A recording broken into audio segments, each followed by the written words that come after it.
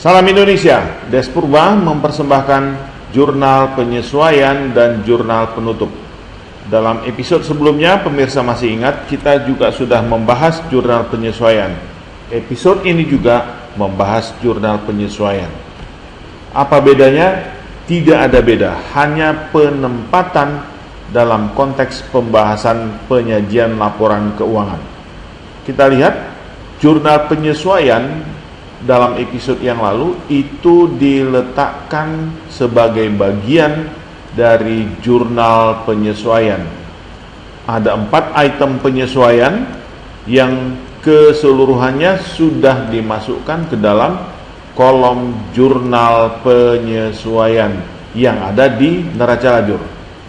Dalam episode ini, jurnal penyesuaian dibuat dalam buku jurnal seperti jurnal transaksi sebelumnya. Mari kita lihat. Ini adalah buku besar yang terdiri dari akun-akun yang dipergunakan dalam Sanggar Petruk. Kemudian kita ingat ada 4 item penyesuaian per akhir bulan Oktober dalam pembukuan Sanggar Petruk. Yang pertama itu adalah pengambilan pribadi Petruk 20.000 belum dicatat atau belum dibukukan. Prefer kita catatkan 20.000. Diambil dana, berarti kas berkurang, kas kredit 20.000. Lalu ini diposting, Prefer Petruk kita masukkan ke akun Prefer Petruk, debit 20.000 dan kas kreditkan 20.000 di akun kas. Penyesuaian yang kedua, dalam biaya operasional termasuk persediaan ATK yang belum habis 2.000. Kita sesuaikan, berarti biaya operasional dibukukan terlalu besar. Kita kurangi biaya berkurang di kredit 2.000. Yang 2.000 ini adalah jumlah ATK yang belum habis, artinya masih menjadi harta. Harta kita munculkan, persediaan ATK debit 2.000. Lalu ini kita posting. Biaya operasional kredit 2.000, persediaan ATK debit 2.000.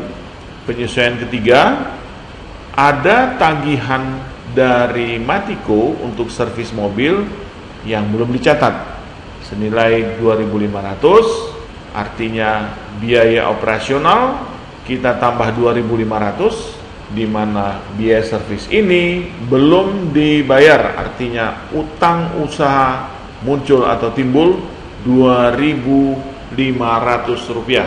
Kita posting biaya operasional bertambah 2.500, kemudian utang usaha kreditkan 2.500. Penyesuaian yang keempat, ternyata ada hasil kegiatan menari yang belum dicatat senilai 21.500 rupiah. Hasil menari belum dicatat, artinya pendapatan belum dicatat, maka kita catatkan. Pendapatan bertambah. Karena belum diterima, muncullah piutang. Piutang bertambah di debit 21.500. Kemudian kita posting piutang usaha debit 21.500. Pendapatan dari hasil menari di kredit 21.500. Jadi keseluruhan item penyesuaian ini sudah kita postingkan ke dalam buku besar. Kemudian kita masuk ke dalam jurnal penutup. Sebelum kita masuk ke dalam jurnal penutup, kita lihat tadi akun buku besar yang berlatar warna. Yang berlatar warna seperti ini,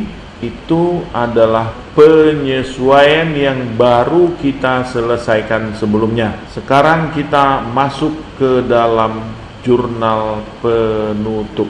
Kita lihat pengantarnya, memahami jurnal penutup. Apa itu jurnal penutup? Apa yang ditutup? Mengapa harus ditutup? Untuk dapat memahami ini, kita ingat atau kita kembali dengan laporan keuangan. Laporan keuangan terdiri dari 3, yaitu neraca, laporan laba rugi, dan laporan perubahan modal. Neraca terdiri dari 3 komponen, yaitu harta, hutang, dan modal. Harta, utang, dan modal disebut juga dengan akun real. disebut juga dengan akun real. Ketiga, akun benar-benar nyata adanya. Seperti apa nyata adanya? Nanti kita akan dengar penjelasannya. Kemudian saldo pada akhir periode menjadi saldo awal periode berikutnya. Bagaimana pemahamannya? Kita lihat. Kita ambil contoh harta. Salah satu contoh harta adalah kas. Ketika di 31 Desember atau ketika di akhir bulan ada kas bernilai 150 juta, maka pada tanggal 1 Januari berikutnya kas itu juga tetap 150 juta. Itu yang kita katakan tadi, bahwasanya saldo pada akhir periode juga merupakan saldo awal periode berikutnya. Salah satu contoh harta yang lain, mobil. Mobil kita ada 500 juta per 31 Desember atau per akhir tahun. Besoknya 1 Januari mobil juga tetap masih 500 juta. Bukan berarti begitu lewat periode atau berganti tahun mobil menjadi hilang. Nah, itulah yang disebut dengan akun real. Jadi akun ini tidak boleh ditutup. Contoh berikut, hutang. Per 31 Desember kita punya hutang 300 juta. Pada tanggal 1 Januari tahun berikutnya, hutang masih tetap 300 juta. Tidak berubah atau tidak hilang. Wah, kalau seandainya bisa hilang atau bisa sirna hutang hanya dengan berganti tahun, mungkin saya akan menyarankan kepada kita semua, kepada pemirsa, untuk banyak-banyak berhutang. Karena toh pada akhir tahun lunas atau hilang. Itulah sebabnya mengapa akun neraca disebut dengan akun real, karena ini bersambung. Saldo per akhir tahun, saldo per akhir periode itu merupakan saldo pada awal periode berikutnya. Kemudian kita masuki laporan laba rugi. Di dalam laporan laba rugi itu ada dua komponen yang disajikan, yaitu pendapatan dan biaya. Kemudian di laporan modal ada dua kelompok, yaitu investasi dan preferred. Itu di laporan modal. Pendapatan itu menambah modal, biaya menambah modal, investasi menambah modal, prefer juga menambah modal. Jadi keempat akun yang ada baik di laporan laba rugi maupun di perubahan modal itu adalah sub atau bagian dari akun modal. Artinya semuanya ini kita tutup ke akun modal. Mari kita lihat akun nominal atau nominal account. Keempat akun ini tergabung dalam akun modal. Itu yang kita sebut tadi. Ini masuk ke modal sebagai penambah, ini masuk ke modal sebagai pengurang, ini masuk ke modal sebagai penambah, ini juga masuk ke modal sebagai pengurang. Bedanya apa? Kalau laba rugi dari hasil operasional, sedangkan ini adalah karena adanya transaksi perusahaan dengan pemilik perusahaan. Berbeda dengan akun neraca yang real sambung menyambung, akun nominal itu tidak sambung menyambung. Saldo pada akhir periode bukan merupakan saldo awal periode berikutnya. Berikut kita dengarkan penjelasannya. Akun nominal berbeda dengan akun real. Akun real itu bersambung. Saldo akhir periode merupakan saldo awal periode berikut. Sehingga tidak perlu ada penutupan akun atau penutupan buku. Akun nominal itu adalah akun yang wajib ditutup. Kenapa? Karena saldo pada akhir periode bukan merupakan saldo awal periode berikutnya. Kenapa? Karena semua akun yang 4 ini tadi itu ditutupkan ke modal. Kita misalkan, bulan ini saya memiliki penghasilan 70 juta, misal. Lalu bulan depan saya tidak bekerja. Apakah penghasilan saya bulan depan tetap 70 juta? Tentu tidak. Pendapatan bulan ini adalah hanya untuk bulan ini, sedangkan bulan depan itu adalah dari hasil pekerjaan bulan depan. Dengan demikian, karena pendapatan bulan ini tidak menjadi pendapatan bulan depan, itu artinya pembukuan untuk pendapatan harus kita tutup. Demikian juga dengan biaya. Saya menyewa rumah di pusat kota dengan nilai sewa 5 juta per bulan. Ini tentu menjadi biaya sewa untuk bulan ini 5 juta. Kemudian saya memutuskan bulan depan pindah ke pinggir kota dengan nilai sewa yang lebih murah, harganya 2 juta. Pertanyaan, apakah saya harus membayar biaya sewa yang di pusat kota 5 juta di bulan depan, padahal saya sudah pindah ke pinggir kota? Tentu jawabannya tidak. Biaya bulan ini yang 5 juta untuk sewa tetap menjadi milik bulan ini, tidak menjadi beban bulan berikutnya. Nah, untuk itu biaya sewa wajib ditutup. Sama halnya dengan investasi dan prefer. Jadi sekali lagi kita tegaskan, yang ditutup adalah pendapatan, kemudian kelompok biaya, kemudian kelompok investasi dari pemilik perusahaan, kemudian kelompok prefer atau pengambilan yang dilakukan oleh pemilik perusahaan. Itulah yang disebut dengan nominal account.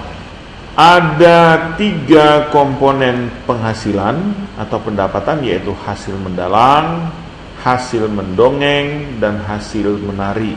Di sini ada 40.000 hasil mendalang, di sininya tidak ada, di debat tidak ada. Itu artinya lebih besar kredit, saldo kredit.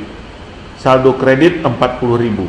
Supaya bisa tutup, dalam arti supaya tidak berlanjut ke depan, ini harus dikurangkan menjadi 0 dengan jalan mendebet hasil mendalang 40.000. Kemudian hasil mendongeng 2.000. Tidak ada transaksi lain, berarti saldo kredit karena lebih besar kredit.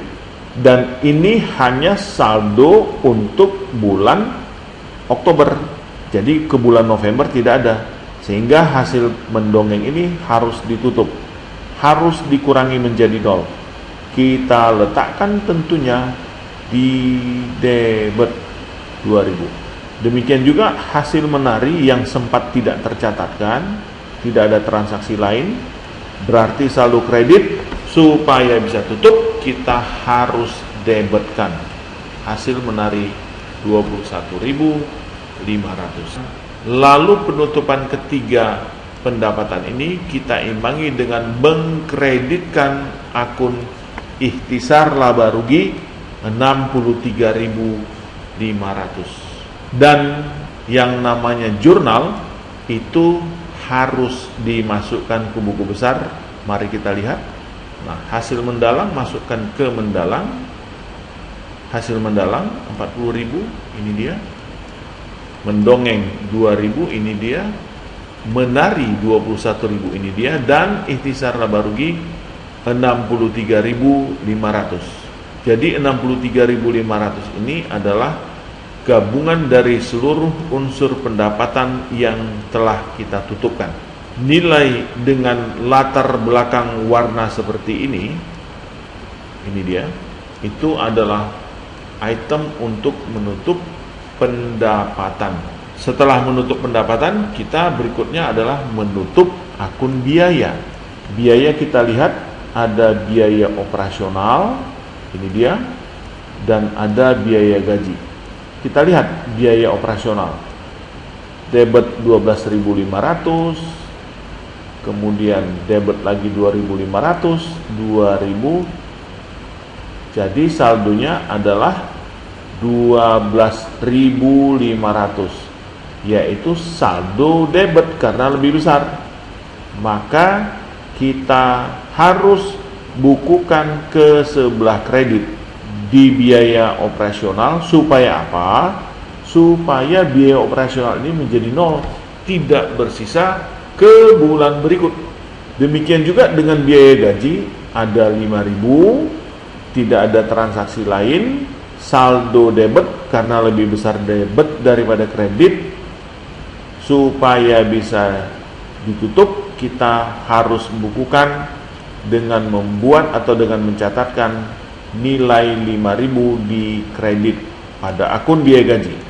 Nilai biaya yang ditutup itu ditampung dalam akun ikhtisar laba rugi 17.500. Jadi ini tadi untuk menampung atau untuk menutup pendapatan, yang ini untuk menutup biaya.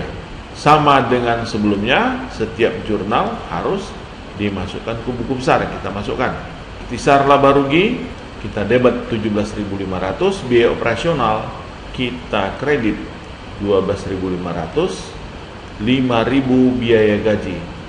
Warna dengan seperti ini adalah untuk menutup biaya. Kemudian kita lihat ikhtisar laba rugi kredit 63.500, yaitu dari nilai yang dikumpulkan ketika menutup pendapatan. Kemudian debit 17.500 dari penutupan pos-pos biaya. Kita lihat sisi kredit yaitu pendapatan dengan sisi debit lebih besar, sisi kredit 46.000. Dan ini juga harus kita tutup. Kita tutup kemana? Kita tutup ke modal. Ikhtisar laba rugi, saldo kredit, supaya bisa ditutup atau tidak bersisa ke periode berikutnya, kita debitkanlah 46.000. Karena lebih besar kredit, itu artinya operasional Sanggar Petro memperoleh laba 46.000. Kalau berlaba, tentu modal bertambah. Kemudian yang namanya jurnal tetap harus dimasukkan ke buku besar. Kita lihat modal Petro bertambah 46.000. Yang terakhir adalah jurnal untuk menutup prive Petro. Prive atau pengambilan. Pengambilan kita lihat di sini debit 20.000 tanpa ada kredit, berarti lebih besar debit, artinya saldo debit. Supaya tidak bersaldo ke bulan berikut, ini harus dibuat menjadi nol. Supaya menjadi nol, tentu dikreditkanlah prive tersebut 20.000. Biar bagaimanapun setiap ada pengambilan modal berkurang, maka kita buat jurnal dengan mendebit modal Petro 20.000.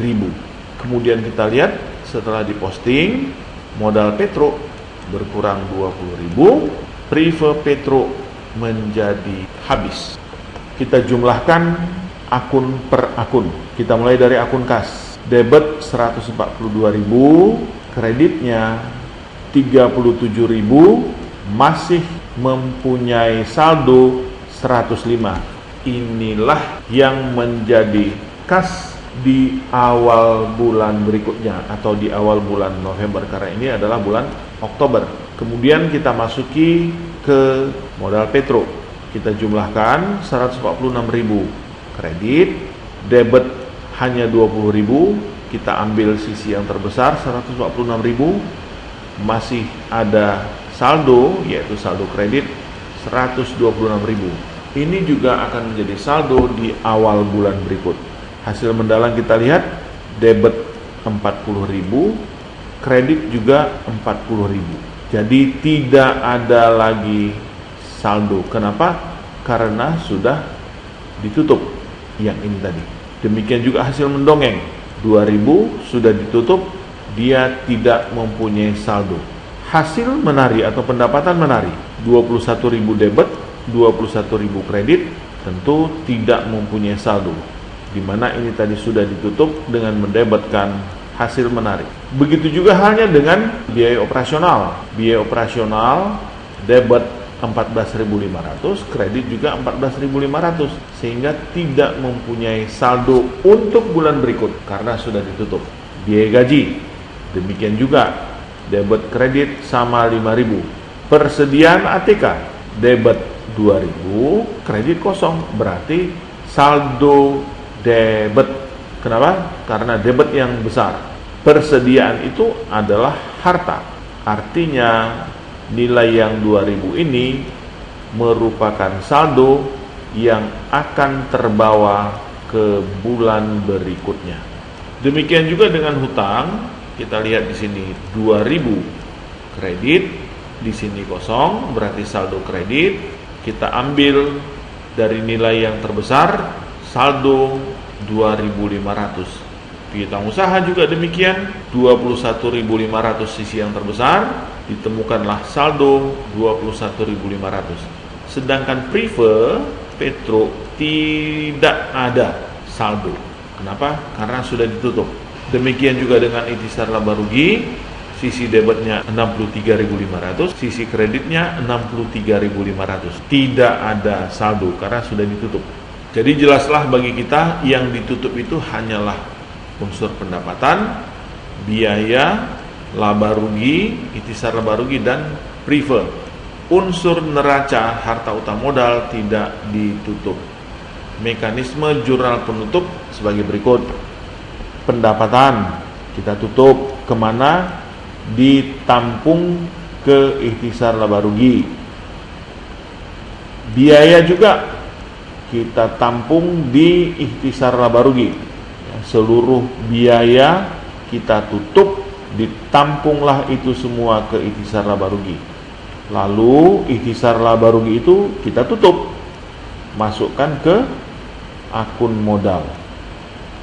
Selain itu, yang ditutup juga adalah investasi yang dilakukan oleh pemilik perusahaan, itu ditutup ke modal. Demikian juga dengan Prive atau pengambilan pribadi, itu juga ditutupkan ke modal.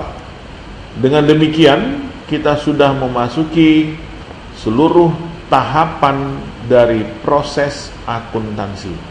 Kita perhatikan, kita hubungkan dengan definisi akuntansi. Akuntansi adalah seni untuk mencatat, seni untuk mengklasifikasi, meringkaskan, dan melaporkan ke dalam laporan keuangan. Kita sudah sampai di sini, dan pembahasan terakhir kita sudah membicarakan jurnal penutup. Jadi genaplah proses akuntansi untuk tahun berjalan sudah resmi kita selesaikan. Proses akuntansi untuk tahun berjalan yang sudah kita selesaikan dimulai dari penentuan debit kredit atas transaksi yang dilakukan. Setelah itu kita bukukan ke dalam jurnal. Dari jurnal kita masukkan ke dalam buku besar, lalu kita hitunglah saldo. Kita hitung sisanya. Seluruh saldo atau sisa itu kita masukkan ke dalam neraca saldo. Lalu sudah bisa disusun laporan keuangan. Namun perlu dipertanyakan, apakah sudah wajar atau sudah cocok dengan keadaan? Jurnal penyesuaian ini idealnya langsung ke buku besar. Namun untuk mempercepat penyusunan laporan keuangan, kita letakkanlah di neraca lajur. Dari neraca lajur disajikanlah laporan keuangan. Setelah laporan keuangan tersaji, kita buat jurnal penutup. Lalu ada satu tahap dalam definisi akuntansi, yaitu menafsirkan. Menafsirkan ini belum akan kita bicarakan karena langkah ini memerlukan pemahaman akuntansi yang jauh lebih tinggi. Jurnal pembalikan baru akan kita bahas setelah kita mendalami jurnal penyesuaian. Jadi kita akan membahas jurnal penyesuaian lebih dalam lagi. Demikianlah pembahasan mengenai proses akuntansi tahap akhir, yaitu jurnal penyesuaian dan jurnal penutup. Tapi ingat, tahap akhir untuk tahun berjalan. Terima kasih. Salam Indonesia.